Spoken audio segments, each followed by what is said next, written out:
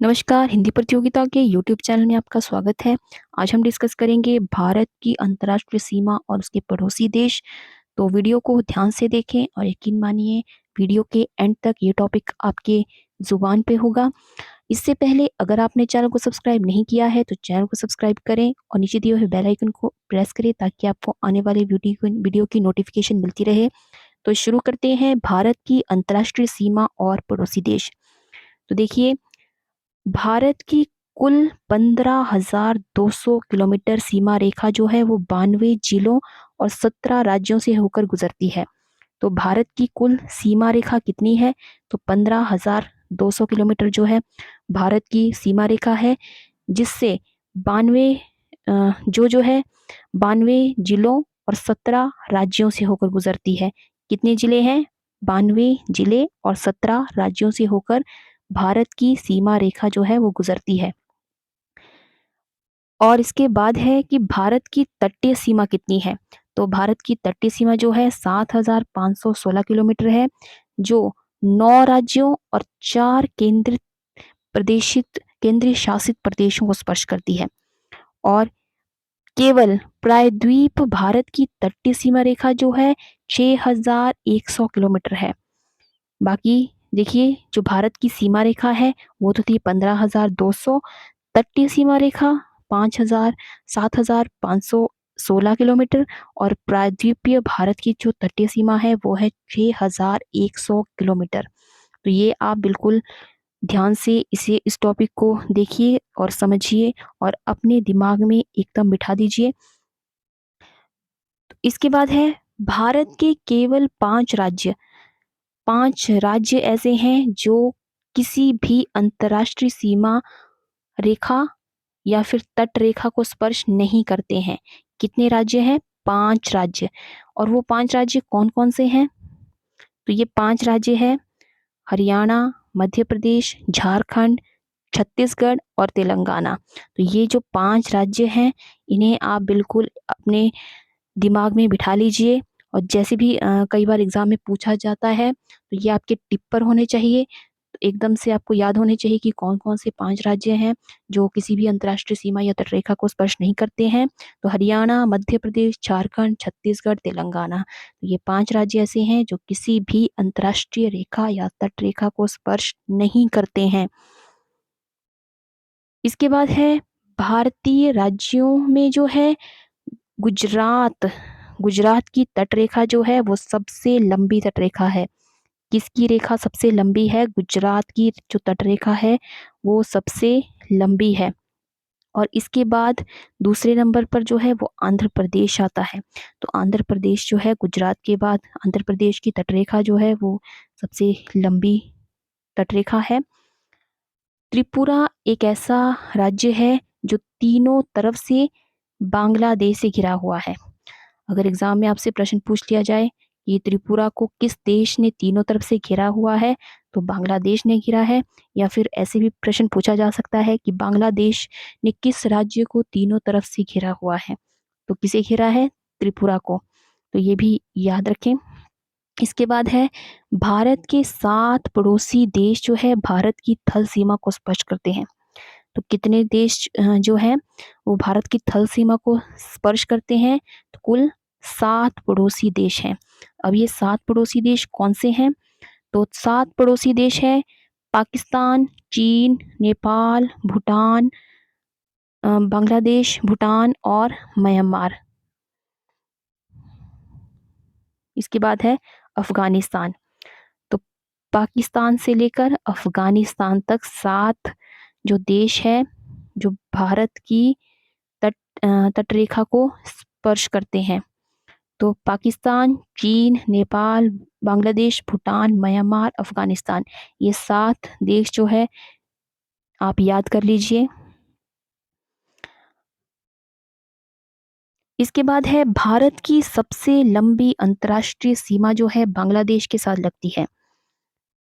सबसे लंबी अंतर्राष्ट्रीय सीमा जो है किस देश के साथ लगती है? बांग्लादेश के साथ लगती है। और भारत की सबसे छोटी सीमा रेखा जो है वो पाकिस्तान के साथ जो है वो भारत साझा करता है, जो केवल 106 किलोमीटर है। देखिए सबसे लंबी सीमा रेखा जो है वो बांग्लादेश के साथ लगती है और सबसे छोटी अंतर्राष्ट्रीय सीमा रेखा जो है वो अफगानिस्तान स्थान के साथ लगती है। और जो सबसे छोटी सीमा रेखा है उसकी लंबाई कितनी है? 106 किलोमीटर। भारत के दो पड़ोसी देश भारत की तटीय सीमा रेखा रेखा के साथ जुड़े हुए हैं। कितने देश हैं? दो पड़ोसी देश भारत की तटीय सीमा के साथ जुड़े हुए हैं। तो तटीय सीमा के साथ कौन से देश जुड़े हैं? श्रीलंका और मालदीव। श्रीलंका, मालदीव। आगे है ऐसे देश जो थल एवं जल दोनों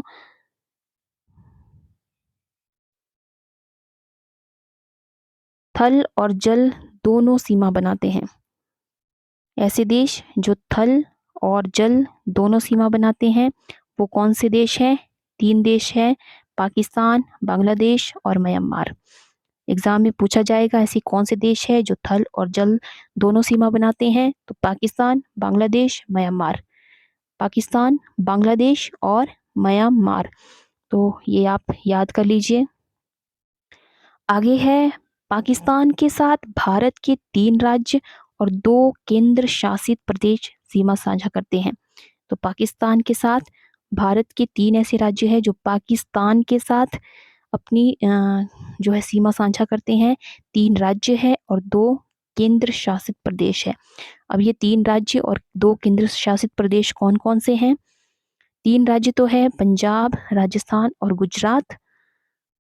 और केंद्र शासित प्रदेश है जम्मू कश्मीर और लेह। तो ये कुल पांच ऐसे राज्य और केंद्र शासित प्रदेश हैं जो पाकिस्तान के साथ जो है वो सीमा साझा करते हैं। अगला प्रश्न है, आगे है चीन के साथ भारत के चार राज्य और कुल केंद्र शासित प्रदेश सीमा साझा करते हैं। तो चीन के साथ भारत के चार राज्य और दो केंद्र शासित प्रदेश सीमा साझा करते हैं। तो चीन के साथ जो भारत के राज्य हैं वो हैं हिमाचल प्रदेश, उत्तराखंड, सिक्किम और अरुणाचल प्रदेश। हिमाचल, उत्तराखंड, सिक्किम, अरुणाचल प्रदेश। तो ये चार राज्य ऐसे हैं जो चीन के साथ जो है अपनी सीमा साझा करते हैं। और इसके बाद दो केंद्र शासित प्रदेश।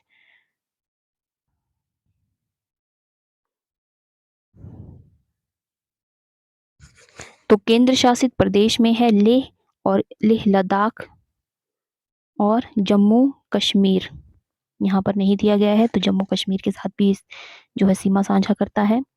आगे है नेपाल के साथ भारत के पांच राज्य सीमा साझा करते हैं।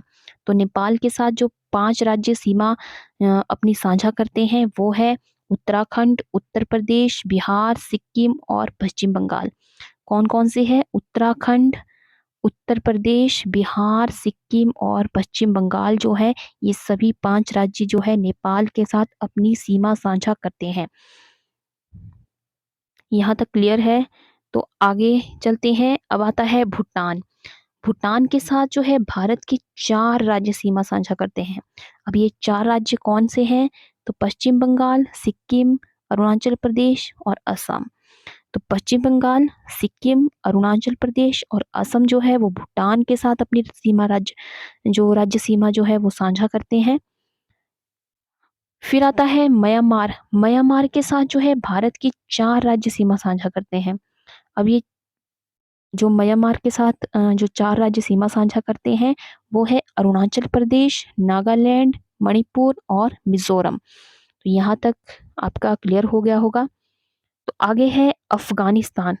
अब आता है अफगानिस्तान के साथ जो है भारत का एक केंद्र शासित प्रदेश जो है वो सीमा बनाता है। और इसकी जो दूरी है वो है सिर्फ 80 किलोमीटर और ये है लद्दाख। तो ये क्वेश्चन जो है पूछा जा सकता है एग्जाम में कि अफगानिस्तान के साथ जो है कौन सा केंद्र शासित प्रदेश सीमा बनाता है या फिर उसकी जो दूरी है वो कितनी है। तो ये आप याद रखें, इसकी दूरी जो है वो 80 किलोमीटर है और ये केंद्र शासित प्रदेश है लद्दाख। आगे है पाक जल डमरू मध्य और मन्नार की खाड़ी श्रीलंका को भारत से अलग करती है। तो पाक जलडमरू और मन्नार की खाड़ी जो है वो श्रीलंका को भारत से अलग करती है, और पाक जलडमरू को पाक जल संधि के नाम से भी जाना जाता है। तो ये भी याद रखें कि पाक जल डमरू मध्य को पाक जल संधि के नाम से भी जाना जाता है। और मैकमोहन रेखा जो है भारत और चीन के बीच में स्थित है। कौन सी रेखा है? भारत और चीन के बीच में मैकमोहन रेखा है, और ये रेखा जो है 1914 से शिमला समझौते में निर्धारित की गई थी। तो 1914 में जो है ये रेखा शिमला समझौते में निर्धारित की गई थी। इसके बाद है 1886 में सर डुरंड द्वारा भारत और अफगानिस्तान के बीच में डुरंड रेखा स्थापित की गई थी। तो डुरंड रेखा किन राज्य अक्सर एग्जाम में पूछा जाता है कि भारत और अफगानिस्तान के बीच की जो रेखा है उसे क्या कहा जाता है, तो उसे डुरंड रेखा कहा जाता है, और ये 1986 में सर डुरंड के द्वारा स्थापित की गई थी। और परंतु ये रेखा अब अफगानिस्तान एवं पाकिस्तान के मध्य है। और अब ये रेखा किसके मध्य है? अफगानिस्तान और पाकिस्तान के मध्य। फिर आती है भारत और पाकिस्तान के बीच की रेखा को क्या कहते हैं? इसे कहते हैं रेड क्लिफ रेखा। और अब रेड क्लिफ रेखा जो है, रेड क्लिफ रेखा का निर्धारण जो है 15 अगस्त 1947 को सर सिरिल रेडक्लिफ की अध्यक्षता में सीमा आयोग द्वारा किया गया था। किसके द्वारा? ये पूछा जा सकता है एग्जाम में। तो ये जो रेखाएं हैं ये बहुत इंपॉर्टेंट है, अक्सर एग्जाम में पूछी जाती है। भारत और पाकिस्तान के बीच की रेखा को क्या कहा जाता है? Red Cliff. भारत और अफगानिस्तान के बीच डुरंड रेखा है जो अब भारत, अफगानिस्तान और पाकिस्तान के मध्य है। तो ये क्वेश्चन भी बन सकता है। इसके बाद था कि भारत और चीन के मध्य कौन सी रेखा थी? मैकमोहन रेखा। और रेड क्लिफ रेखा का निर्धारण जो है वो 15 अगस्त 1947 को सर सिरिल रेडक्लिफ की अध्यक्षता में सीमा आयोग द्वारा किया गया था। और डुरंड रेखा जो है 1886 में सर डुरंड द्वारा भारत और अफगानिस्तान के बीच स्थापित की गई थी। और मैकमोहन रेखा जो है वो शिमला समझौते के में जो है निर्धारित की गई थी। 1914 में जो शिमला समझौता हुआ था उस दौरान जो है ये निर्धारित हुई थी। तो ये था आज का बहुत ही इम्पोर्टेंट टॉपिक, भारत की अंतर्राष्ट्रीय सीमाएं और पड़ोसी देश। तो आई होप आपको ये वीडियो पसंद आया हो। तो वीडियो को लाइक करें और ज़्यादा से ज़्यादा शेयर करें। तो आज की वीडियो में बस इतना ही।